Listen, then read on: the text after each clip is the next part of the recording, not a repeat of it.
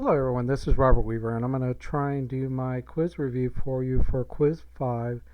This is the second attempt, question 6, and it's a very long question, so I'll just kind of break it down for you. Carolyn gets permission from Zach to drive his Lamborghini around a parking lot in the school in which she's had her cross country team filling potholes in the parking lot, and uh, while she's driving around the parking lot, Zach's brand new Lamborghini gets damaged, and he sues her for malicious property damage.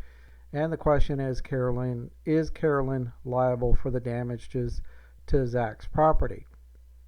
And basically, if we look at the answers that we can choose from, the initial one here is no, because Zach gave consent. Well, we know that Carolyn would still be liable if he brought a negligence claim against her because she had a duty. She breached that duty to him, and uh,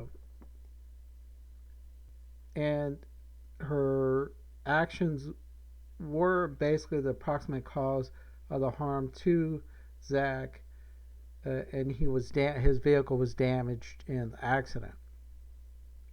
Um, so that doesn't relieve her of her obligation to Zach, essentially. So that wouldn't be the answer we're looking for to say that Carolyn Wood is not liable, right?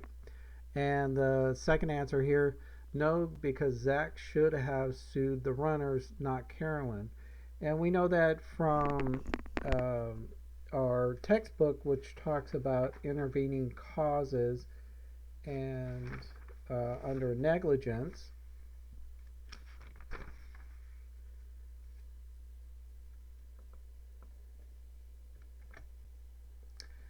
So we know that under intervening causes on page 92 of our textbook, intervening cause is a force or act by a third person that produces the injury or harm to the plaintiff after the defendant's unreasonable action or failure to act, omission has occurred. An intervening cause will relieve the defendant from liability for the plaintiff's injury even if the defendant's conduct was a substantial factor that caused the plaintiff to sustain injury or damage. Now that's what the book says, and I believe I chose this answer on attempt 1 and I got it wrong. So I had to kind of reevaluate my entire approach to this question. And so that, unfortunately, according to um, the answers that I got, that's not the correct answer. And uh, let's jump down to the last one. So, yes, because Carolyn was negligent. I felt that Carolyn was negligent as well, and that he could have brought a cause of action for negligence. Um, but it probably is.